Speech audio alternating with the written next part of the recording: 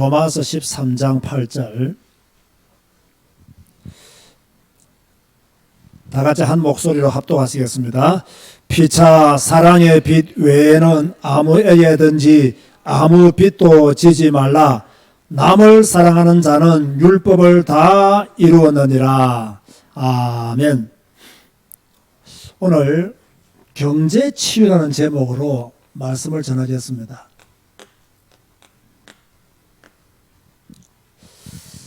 이 말씀을 준비하면서 고민을 좀 많이 했습니다. 또 우리 성도들이 어떻게 받아들일지도 한번 생각해 보았고요. 그러나 우리 성도들의 미래를 위해서 또 목사가 여러분들을 사랑하는 마음으로 전하는 메시지임을 아시고 오늘 말씀을 들어주시면 감사하겠습니다. 오늘 설교를 듣기 위해서 먼저 단어 두 개를 이해하셔야 됩니다. 하나는 경제라는 단어를 이해하셔야 되고요. 또 하나는 치유라는 단어를 이해하셔야 됩니다. 경제, 한마디로 설명하기가 어려운 단어입니다. 거시경제가 어떤 일이 들어가면 좋을 사람 많습니다. 그래서 한마디로 설명하기 어렵기 때문에 간단하게 말할게요. 인간 생활에 필요한 돈, 그게 경제입니다. 우리 생활에 필요한 것이 돈이지요. 좋은 말로 경제다, 이렇게 표현하는 것입니다. 경제가 필요 없는 사람이 있습니까? 없습니까? 한 명도 없어요. 다 경제가 필요해요. 이렇게 간단하게 정리를 해두고요. 그러면 치유는 뭡니까? 치유는 고치는 거예요. 자, 여러분 몸에 병이 들었다. 고쳐야 돼, 안 고쳐야 돼요? 고쳐야 되죠. 자, 여러분의 생활에 경제에 문제가 왔다. 고쳐야 돼, 안 고쳐야 돼요? 고쳐야 돼요. 우리가 치유라면요, 몸, 마음, 영혼만 고치면 된다라고 생각하는데요, 절대로 그렇지 않습니다. 경제 생활이 건강해야 여러분의 전인이 건강할 수 있어요. 경제가 건강하지 못하면요, 여러분의 전인이 건강할 수 없어요. 다시 말해서 여러분이 돈을 잘못 사용하면 어떻게 되죠? 이 돈을 가지고 자꾸 술을 퍼마신다. 알코올 중독자가 돼요. 이 돈을 가지고 자꾸 노름을 한다. 도박 중독자가 돼요. 이 돈을 가지고 다른 사람에게 자꾸 사기를 친다. 이러면 그 사람은 사기꾼이 되는 거예요. 그래서 돈을 잘못 사용하면 제2의 문제, 제3의 문제가 발생합니다. 그래서 돈을 올바르게 사용하는 그러한 사람이 되어야 되는 거죠. 다시 말합니다. 모든 사람에게는 무엇이 필요하냐? 돈이 다 필요하다. 자, 목사님, 나는 돈이 필요 없을까요? 대답을 해보세요. 목사님, 나는 돈이 필요 있다, 필요 없다? 돈이 필요해요. 그렇죠? 안장로님은 나한테 생활비도 안 주면서 돈이 필요 없다 그래. 자, 어찌됐든 돈이 다, 목사님 나도 돈이 필요하고 여러분도 돈이 필요해요. 여러분의 생활을 위해서 돈이 필요하고 또 우리가 교회를 섬길 때도 돈이 필요합니까? 필요 없습니까? 돈이 필요하죠. 그렇죠? 우리가 선교를 하려고 해도 돈이 필요해요. 그러면 어떻게 해야 돈을 얻을 수가 있습니까? 간단하죠. 뭐 해야 되죠? 일해야 됩니다. 일을 하지 않고서는 돈 주는 사람 한 명이라도 있을까요? 없을까요? 한 명도 없어요. 일을 해야 돈을 줘요.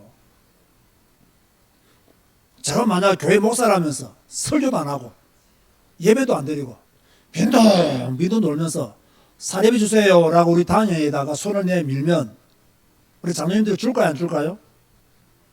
안 줄 것 같아. 또 안 줘야 원칙입니다. 안 줘야 훌륭한 장로님이에요. 목사가 빈둥빈둥 놀고 교회 일도 안 하고 설교도 안 하고 예배도 안 드리는데 사례비를 준다. 그 장로님들도 이상한 분들이에요.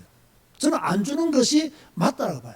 만약 목사가 몸이 좀 아파서 좀 이게 배려해 준다. 그것은 단연히 해야 되겠죠. 그렇지 않은 이상 반드시 목사는 이래야 돼요. 자, 여러분들이 직장에 가서 일도 안 하는데 사장이 월급을 줄까요, 안 줄까요? 안 주죠. 월급 줘야 될 이유가 없잖아요. 여러분이 열심히 일하니까 그렇게 월급도 주는 거예요. 그런데 저와 여러분들은 그리스도인들이잖아요. 그럼 우리는 더 열심히 일을 해야 돼요. 열심히 일할 뿐만 아니라 우리는 돈을요 깨끗하게 벌어야 돼요. 아멘 하시기 바랍니다. 우리는 돈을 깨끗하게 벌어야 돼요. 돈을 깨끗하게 번다는 말은 정직하게 돈을 벌어라. 부끄럽지 않게 돈을 벌어라. 노력하고 땀을 흘린 대가로 돈을 벌어야 된다. 이게 바로 돈을 정당하게 버는 것이죠. 회사의 사람들을 괴롭히고 막 그렇게 돈을 벌면 안 된다는 거예요. 그런가 하면 우리가 가져야 될 믿음은 뭐냐? 돈의 주권자는 누구시냐? 하나님이시다. 이 믿음도 우리는요 분명히 가져야 돼요. 이 말은요 하나님이 복을 주셔야 된다는 말이에요. 자, 우리가 직장 가서 일을 하잖아요. 하나님이 우리에게 건강의 복을 주지 않으면요 직장 가서 일을 할 수가 없어요. 건강의 복도 하나님이 주셔야 되고 그 건강의 복을 잘 유지하기 위해서 내가 관리도 잘해야 돼요.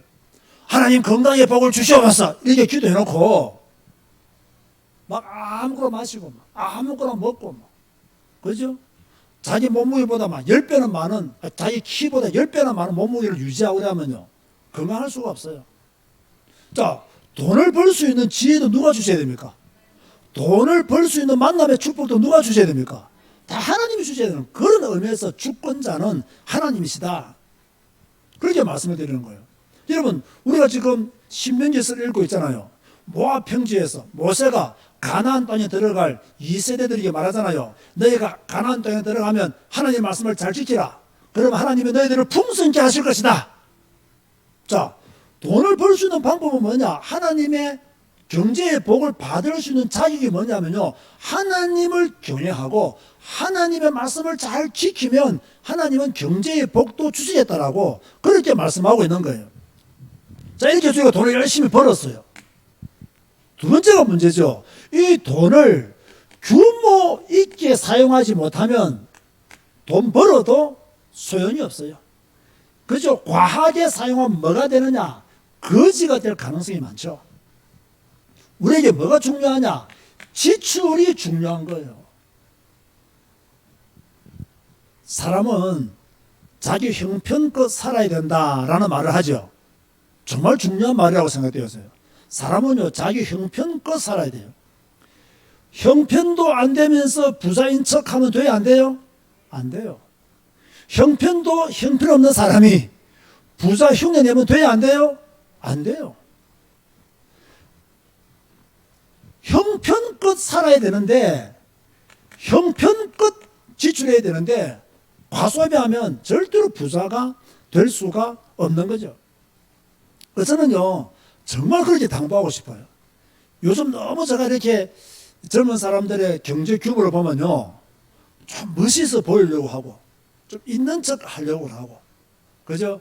자기는 굉장히 여유 있게 사는 것을 남에게 보여주려고 애쓰는 모습들이 보여요. 제가 전에 주로 교회에서 일을 할 때요 점심 먹으러 밖에 나가잖아요. 그럼 저 시청 직원들은 이 근방에 있는 사무실 직원들이요 다 점심 먹고 자 사무실 돌아가요. 돌아갈 때 그들의 손에 뭐가 있는 줄 압니까? 전부 다 커피 탁 멋지게 들고요 딱 이렇게 걸어갑니다. 그거 없는 사람 거의 없습니다. 제가 자세히 봤다니까요. 딱 커피 들고 다 그 커피 한 잔 얼마씩 하죠? 지에 얼마씩 해? 3,000원씩 한다고. 평균 3,000원, 4,000원. 2,000원짜리도 있겠지만 딱 들고. 자, 하루에 한 잔 3,000원짜리 커피면 한 달이면 얼마죠? 9만 원입니다. 9만 원. 맞습니까? 9만 원 돈이에요. 자, 점심 먹지. 커피 9만 원 들지. 또 어떤 사람은요 두 잔 마셔야 되는데 자기는 커피를 너무 좋아하기 때문에 그러면 18만 원이 되는 거예요.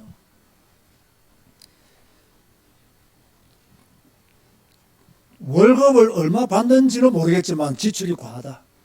거기다가 좋은 옷 입고 다녀야 되죠. 그죠? 제가 입고 다니는 이런 옷을 안 입는다니까요.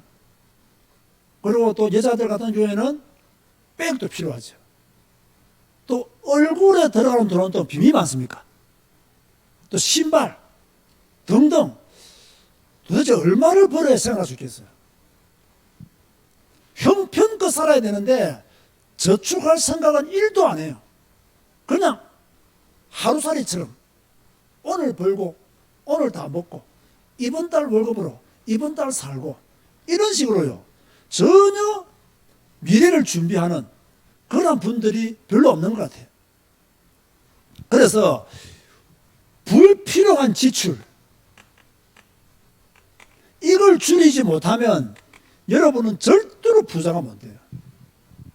저는 여러분들이 부자가 되기를 원해서 오늘 같은 메시지를 전하는 거예요. 아시겠습니까?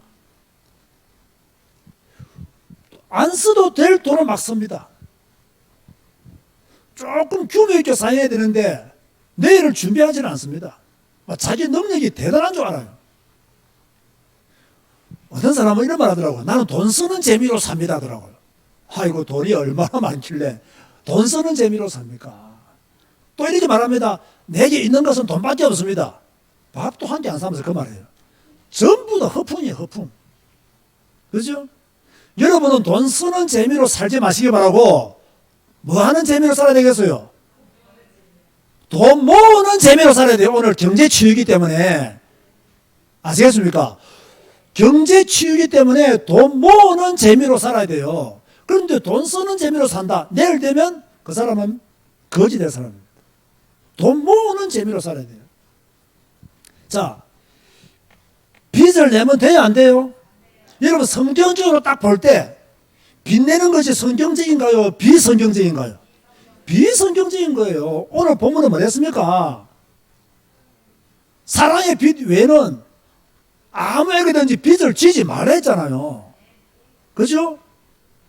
만약 여러분들이 이 빚을 내가지고 사업을 해서 더 많은 수익을 낼 자신이 있다면 빚 내는 것이 맞아요. 그죠? 그런데 그런 자신도 없어. 그냥 쪼달려서 빚을 내. 이러면요, 내일을 보장받을 수가 없어요. 제가 전에 유튜브 할 때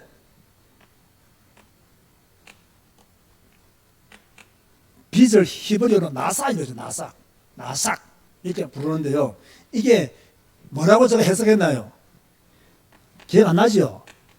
뱀에게 물린 상태. 이게 바로 나삭, 빚이에요, 빚. 이게 섬진한 말이잖아요. 여러분, 뱀에게 물린 상태. 뱀이 여러분을 물었다 한번 생각해 보세요. 섬진하잖아요. 무섭잖아요. 그 빚을 많이 지게 되면 그런 상태로 산다는 거예요. 자, 뱀에게 물렸다. 그 이에 독이 있어요, 없어요? 독이 있죠. 죽잖아, 그러면요. 그래, 빚 있는 사람은 절대로 행복할 수가 없어요. 빚 있는 사람은 편안히 잠을 주무실 수가 없어요. 빚 있는 사람은요, 늘 두려운 마음으로, 불안한 마음으로 살아갈 수밖에 없어요. 한 달, 한 달이 무서워요. 왜? 이자를 줘야 되니까. 그래서 빚을 나싸기로 했다. 뱀에게 물린 상태다. 자, 그러면 뱀에게 물렸으면 제일 먼저 뭐 해야 됩니까? 독을 빼내야 돼요. 그 빚 있는 사람은 빨리 빚 갚아야 돼요. 그래야 좀 편안하게 주무실 수가 있는 거죠. 어찌됐든 우리는요, 사랑의 빚 외에는 빚지지 말라. 오늘 이 시간 이후로 빚지지 않는 여러분 되시기를 주님의 이름으로 축원드립니다. 성경적으로 그게 맞다니까요.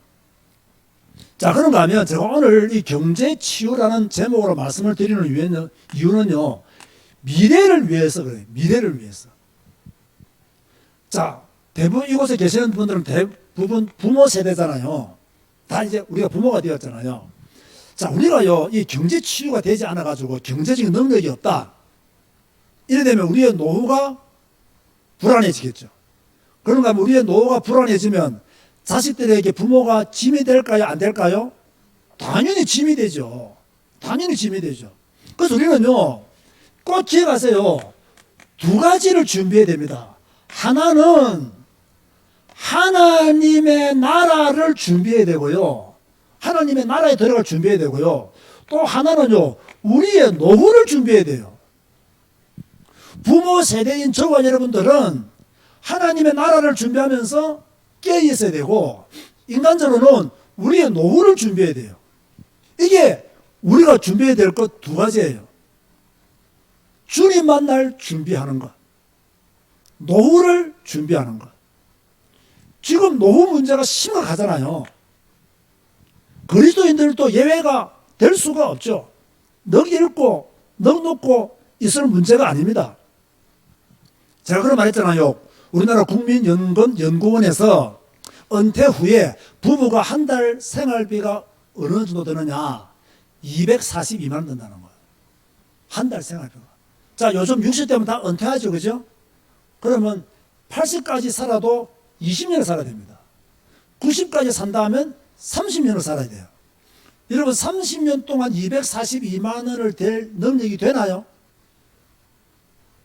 그거 되면 경제치유 받은 사람입니다. 집으로 돌아가시기 바랍니다.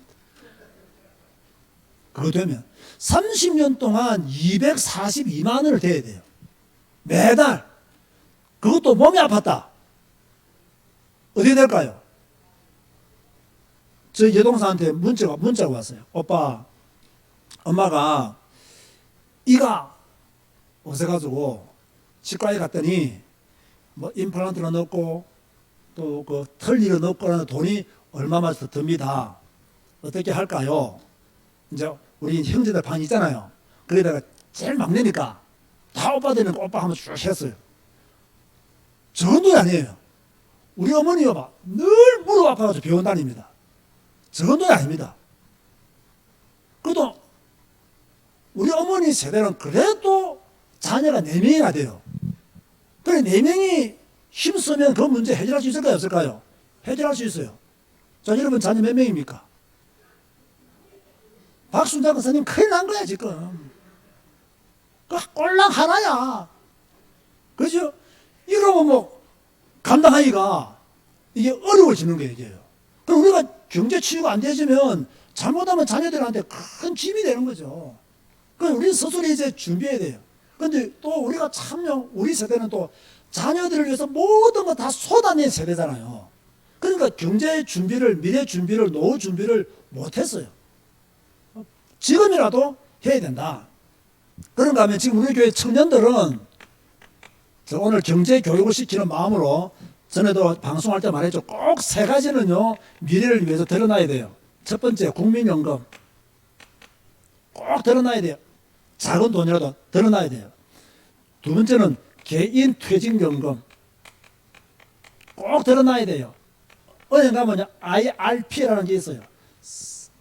세액 공제받는 IRP라는 개인 퇴직연금이 있어요.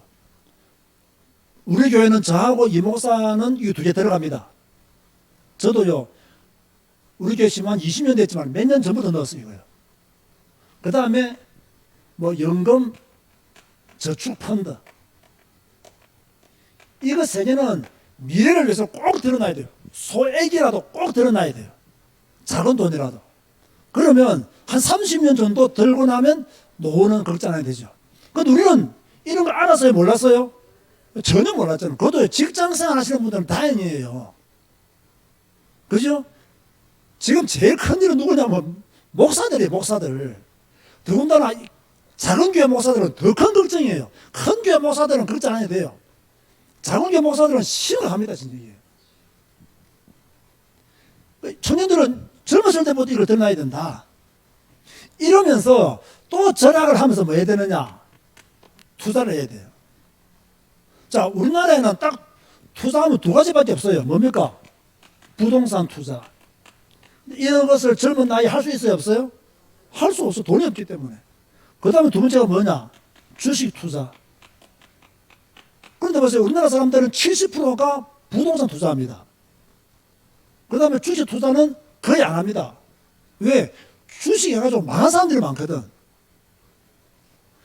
투자가 아니라 투기를 하는 사람들이 많거든. 도박하듯이, 돈 놓고 돈 먹듯이 주식을 한 사람이 많다. 그러니까 다 망한 거예요. 그 다 망했다는 소리만 들리니까 어떻게 되죠? 안 하게 되는 거예요. 그런데 이걸 건전하게 하게 되면요, 아무런 문제가 없는 것이거든요. 물론 뭡니까? 위험한 요소들이 많이 있어요. 저는 주식을 투기라고 생각하지 않습니다. 절대로 저는 투기라고 생각하지 않습니다. 투자입니다. 그러면 투자를 어떻게 해야 되느냐? 잃지 않는 투자를 해야 돼요. 그러면 잃지 않는 투자를 하기 위해서 어떻게 해야 되느냐? 공부를 해야 돼요. 공부를. 남의 이야기 듣고 주식하는 것이 아니고 공부를 해야 돼요. 어느 것이 가장 안전한가? 이걸 신중하게 공부를 해야 돼요. 그래서 제가 전에 이런 말 했죠. 돈 욕심 많은 사람은 주식하면 안 됩니다. 왜? 막 빨간불이 보이면 환장을 한다더라고요. 빨간불이 막 올라가잖아요. 환장을 한다 그래. 그걸 왜 봐요? 나처럼 딱 가만히 있으면 되지. 이런 것들을 조절할 수 있는 능력이 안 되니까 문제가 오는 거죠. 그래서 제가 아주 좋은 말 했죠. 투자는 뭐냐? 그 회사와 함께 가는 것이다. 자, 여러분 다 아시겠지만은 저는 몇 년 전부터 교회에서 사례비 받으면 미래를 위해서, 노후를 위해서 주식 무엇을 산다고 말했죠? 삼성전자 우러 산다고 얘기했습니다. 은행에 적금 넣어봤자 이자가 없어요. 그렇죠? 그 삼성 우러를 조금씩 매달 사례비 받을 때마다 사놓는 거예요. 우리 집 사람은 몰라요. 신경도 안 써요. 자기 돈 벌어 서기 바쁘기 때문에 신경도 안 써요. 뭐 노후 걱정 전혀 없는 사람이에요. 혼자 행복한 사람이에요. 모든 수고하고 무거운 짐은 내가 다 짊어지고 살아요. 예? 그래서 오늘 뭐 나갔다 오면서요. 또 내보면 한 주더라고요. 좋은 쪽지를. 뭐 뭔지. 그게 뭔지 아세요? 여러분 꿈에다 생각 못합니다. 삼성전자에서 배당금 통지서가 왔어요. 배당금 통지서. 제가 삼성전자 우를 가지고 있잖아요. 삼성전자 우에서 1년에 몇 번 배당금 준다 했어요? 4번을 줍니다. 그죠? 이번에 두 번째 이제 올해 두 번째 배당금 통지서 온 거예요. 배당금 통지서 제가 1년에 배당금은 받는 게 한 100만 원 됩니다. 1년에. 배당금은 받는 여러분 1년에 100만 원 이자, 은행 이자 받으려면 돈 얼마를 저금해야 됩니까? 예?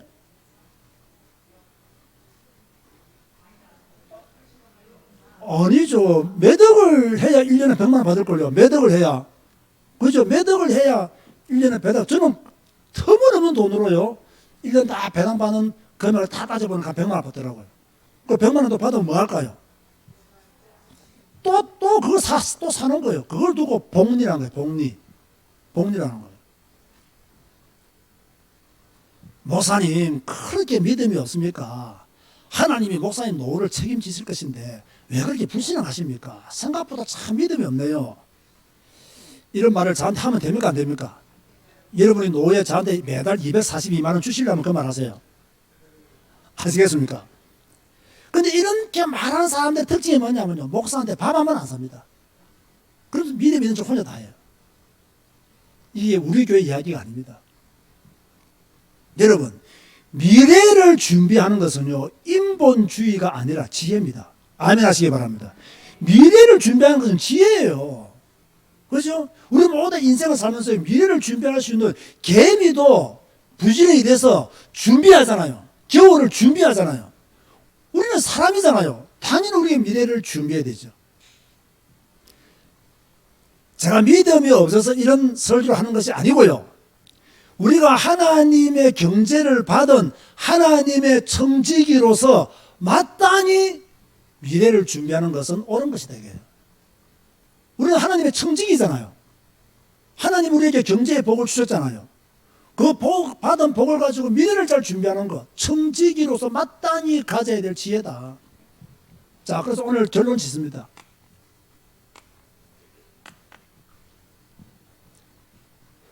하나님이 주신 경제, 오늘만을 위해서 살지 말고 미래를 준비해라. 꼭 기억하세요.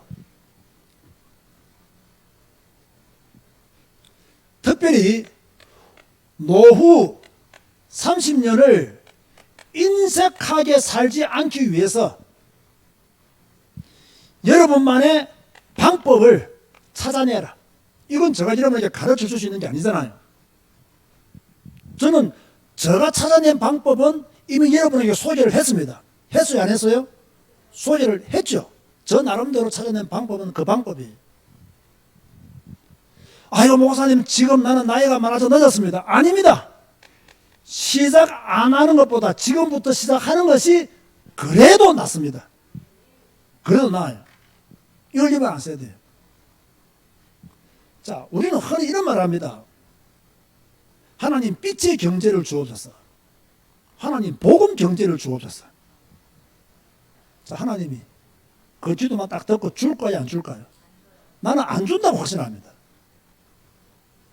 빛의 경제, 복음 경제 아무리 달라고 해도 빛의 경제, 복음 경제를 받을 수 있는 시스템이 없으면요, 하나님은 안 주시는 거예요.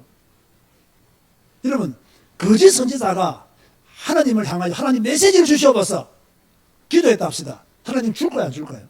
안 줘요. 특별한 경우를 제외하고 안 줍니다. 복음 경제, 빛의 경제 아무리 기도해도 하나님은 응답하지 않습니다. 우리에게 주신 기회를 우리가 잡고 시스템을 마련할 때 복음 경제, 빛의 경제가 하나님의 시간표를 따라 오는 것입니다. 오는 것입니다. 여러분들이 이걸 아셔야 돼요.